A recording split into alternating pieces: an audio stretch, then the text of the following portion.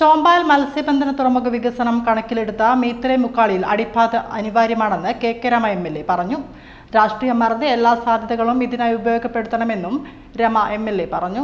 മീത്തലെ മുക്കാളിയിൽ അടിപ്പാത അനുവദിക്കണമെന്നാവശ്യപ്പെട്ട ജനകീയ കർമ്മസമിതിയുടെ സമരപന്തലിൽ എത്തി പിന്തുണ പ്രഖ്യാപിച്ച് സംസാരിക്കുകയായിരുന്നു കെ രമ.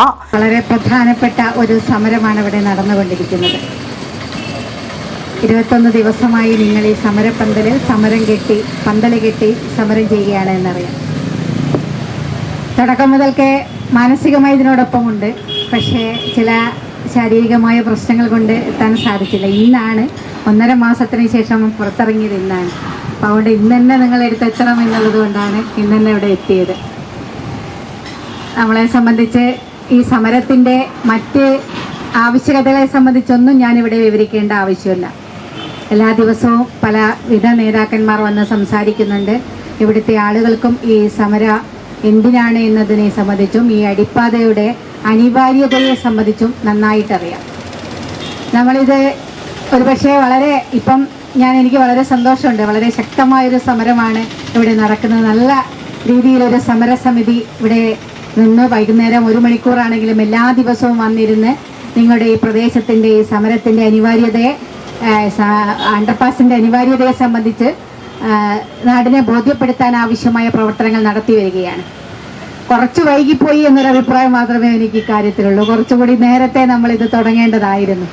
പക്ഷേ അടിപ്പാതയ്ക്ക് വേണ്ടി നമ്മൾ ഞാൻ നിരവധി പ്രാവശ്യം ഇവിടുത്തെ ജയപ്രകാശൻ നമ്മളൊക്കെ എല്ലാവരും ഇവിടെ വന്ന് ഇപ്പം പ്രസിഡന്റ് അസുഖമായിട്ട് കിടക്കുകയാണ്. ഇപ്പം ലീലേച്ചി നേരത്തെ മെമ്പർ നിലയ്ക്കൊക്കെ നമ്മളിവിടെ വന്നു. നേരത്തെ നമ്മൾ ഇവിടെയുള്ള ഈ കൽവെട്ട് നമുക്ക് അടിപ്പാതയാക്കി കിട്ടണം എന്നുള്ളതായിരുന്നു നമ്മുടെ ആദ്യത്തെ ആവശ്യം.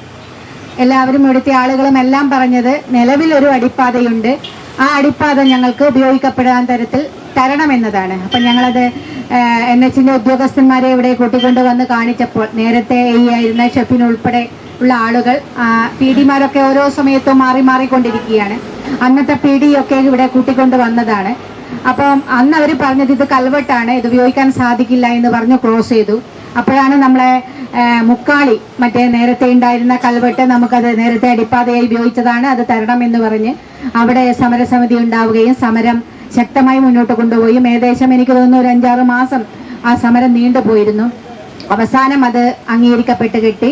അവിടുത്തെ നാട്ടുകാരുടെ ഒരു ഫലപ്രദമായ ഇടപെടലും നിതാന്ത ജാഗ്രതയോടുകൂടി ആ സമരസമിതി അതിൻ്റെ ഇടപെട്ടു. അത് അവസാനം അവരുടെയൊക്കെ ഒരു ശ്രമഫലമായിട്ടാണ് അത് ആളുകൾക്ക് നേരത്തെ നടക്കുന്ന രൂപത്തിൽ അതാക്കി കിട്ടിയത്. അതുപോലെ ആക്കി തരണം എന്നുള്ളതായിരുന്നു നമ്മുടെ രണ്ടാമത്തെ ഡിമാൻഡ്. പക്ഷേ അത് പിന്നീട് പ്രായോഗികമല്ല എന്നുള്ളത് അത് ഏകദേശം നമ്മൾക്ക് അനുവദിച്ചു. പക്ഷെ അത്ര പോലും സൗകര്യം ഇവിടെ ഇല്ല. അത് അത്രയും കൊണ്ടുപോകാൻ MV ജയകുമാർ അധ്യക്ഷത വഹിച്ചു.